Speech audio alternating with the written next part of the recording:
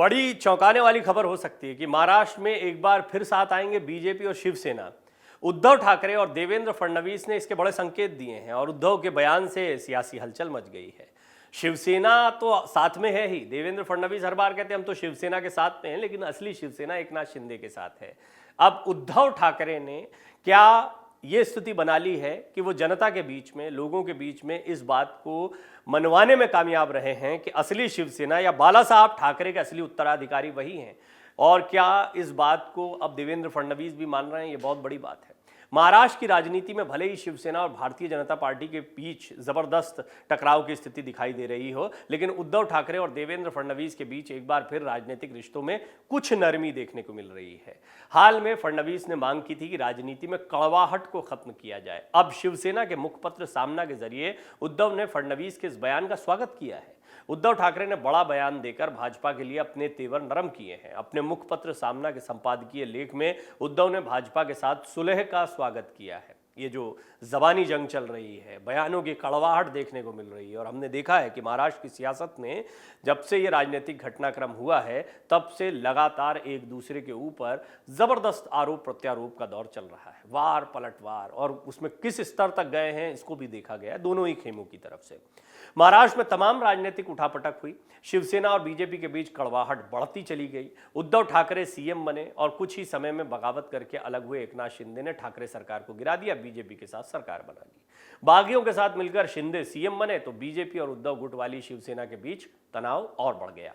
शिंदे के सीएम बनने के बाद बीजेपी और शिवसेना के बीच खींचतान अब भी जारी है। दरअसल महाराष्ट्र के उप मुख्यमंत्री देवेंद्र फडणवीस ने दिवाली के कार्यक्रम में कहा था कि राजनीति में कड़वाहट खत्म करने की जरूरत है। उनके बयान का उद्धव ठाकरे ने स्वागत किया है। उद्धव ने सामना में ये तक कहा कि अगर आपके मन में ऐसा ख्याल आया है तो तुरंत इसकी पहल कीजिए। उद्धव ठाकरे के इस बयान ने महाराष्ट्र की राजनीति को फिर से गर्म कर दिया है।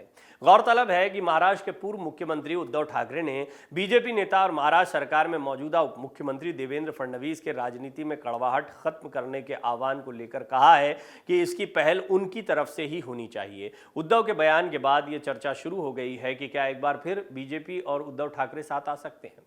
हालांकि बहुत दूर की कौड़ी है, लेकिन राजनीति में किसी भी समीकरण से आप इनकार नहीं कर सकते। और महाराष्ट्र की सियासत में तो खास तौर पर जो कुछ दिनों पहले दुश्मन होते हैं, जिनके खिलाफ खूब बयानबाजी होती है, वो साथ में आ जाते हैं। जो दोस्त होते हैं वो एकदम से दुश्मन बन जाते हैं। और शिवसेना में तो अपनी ही पार्टी में जबरदस्त फूट का सामना करना पड़ा उद्धव ठाकरे को। तो ऐसे में किसी भी समीकरण से आप महाराष्ट्र में इनकार नहीं कर सकते हैं। तो अगर किसी को यह लगता हो कि देवेंद्र फडणवीस और उद्धव ठाकरे या उद्धव ठाकरे गुट वाली शिवसेना बहुत दूर हो गए, अब कभी एक नहीं हो पाएंगे, तो ये भी बहुत जल्दबाजी होगी कहना। लेकिन हाल के सियासी समीकरणों को देखा जाए तब, जबकि एकनाथ शिंदे को बीजेपी सपोर्ट कर रही है, एकनाथ शिंदे को मजबूती देने की कोशिश कर रही है, असली शिवसेना वही साबित हो इसकी कोशिश कर रही है, ऐसे समय पर एकदम से उद्धव ठाकरे के साथ जाना एकनाथ शिंदे के करियर को खत्म करने जैसा होगा।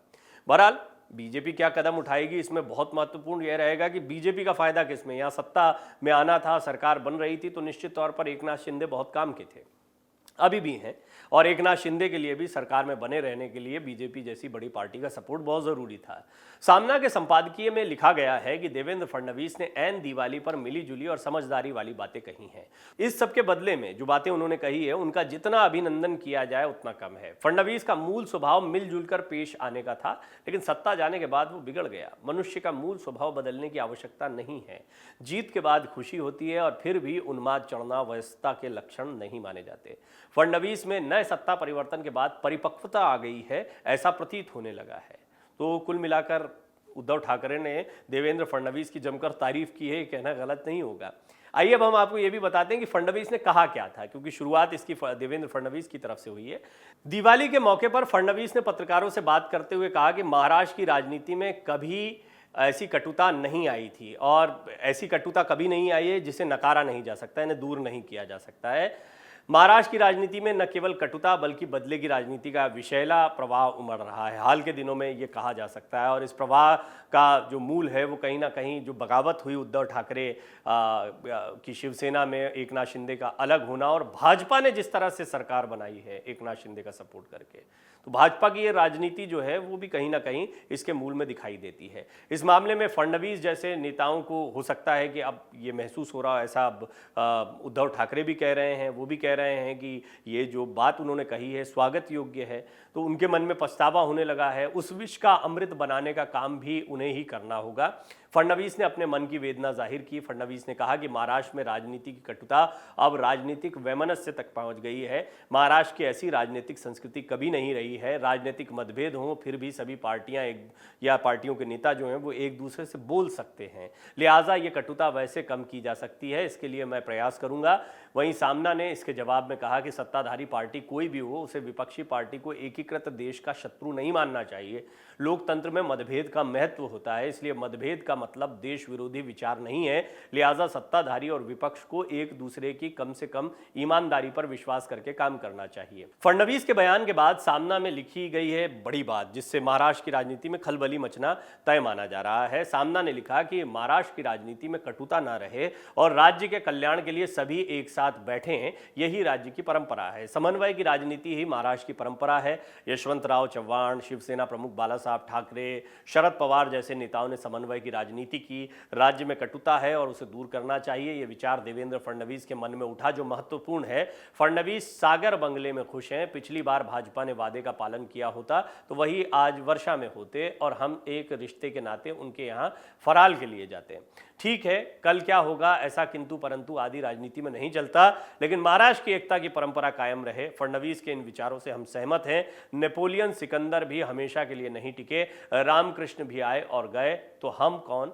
फडणवीस आपके मन में आ ही गया है तो कटुता खत्म करने का बीड़ा उठा ही लीजिए, लग जाइए काम पर। ये तमाम बातें अगर सामना में लिखी जा रही हैं तो आप समझ सकते हैं कि फडणवीस ने एक बात कही, उद्धव ठाकरे उस बात को इंप्लीमेंट करते, क्रियान्वित करते दिखाई दे रहे हैं। वो एक कदम और आगे बढ़ रहे हैं कि आपका स्वागत है। शिवसेना के मुखपत्र सामना के संपादकीय में उद्धव ठाकरे का बीजेपी को लेकर यह बयान राजनीतिक गलियारों में अब चर्चा का केंद्र बन गया है, खासकर तब जब उद्धव ठाकरे बीजेपी समर्थित शिंदे सरकार के खिलाफ लगातार हमलावर हैं। इसी लड़ाई की वजह से उद्धव ठाकरे को न सिर्फ सीएम की कुर्सी छोड़नी पड़ी, बल्कि सालों पुरानी शिवसेना पार्टी के नाम से भी हाथ धोना पड़ा था। शिंदे भाजपा की जोड़ी ने उद्धव ठाकरे से ये सब कुछ छीन लिया। उनसे कुर्सी छीन ली मुख्यमंत्री पद की, उनसे पार्टी छीन ली, उनसे उनके विधायक छीन लिए, कई सारे नेता छीन लिए। उद्धव ठाकरे के लिए बहुत बड़ा झटका रहा। तो निश्चित तौर पर इस झटके से उबरना, लेकिन राजनीति में देखिए ये राजनीतिक दांवपेच थे। इन राजनीतिक दांवपेचों से उबरते हुए उद्धव ठाकरे को भी ये समझ में आया है कि उनके पास मौका है जनता से जुड़ने का, अपनी राजनीति, आदित्य ठाकरे की राजनीति को मजबूत करने का। उद्धव ठाकरे का सामना में भाजपा के साथ सुलह के संकेत देना महाराष्ट्र की राजनीति में बेहद अप्रत्याशित है, इसलिए भी क्योंकि उद्धव इसी भाजपा पर शिवसेना को तोड़ने के आरोप लगाते रहे हैं। उद्धव गुट कहता रहा है कि भाजपा की वजह से ही उनकी पार्टी में फूट पड़ी और एकनाथ शिंदे अन्य पार्टी विधायकों के साथ भाजपा में जा मिले और सरकार बनाई। यही नहीं, शिंदे के दावे के बाद उद्धव से उनकी पार्टी भी छिन गई। आगामी 3 नवंबर को अंधेरी ईस्ट उपचुनाव होने वाले हैं और चुनाव आयोग के निर्देश पर उद्धव को अपनी पार्टी का नाम शिवसेना उद्धव बाला साहब ठाकरे करना पड़ा। साथ ही चुनाव चिन्ह धनुष बाण के बजाय उनको जलती हुई मशाल मिला। एकनाथ शिंदे खेमे को बाला साहेबांची शिवसेना नाम मिला। साथ ही चुनाव चिन्ह के रूप में 2 तलवारें और ढाल मिली। हालांकि यहाँ पर बीजेपी ने अपना प्रत्याशी उतारने का मन बनाया था, मूर्जी पटेल को उतारा गया था।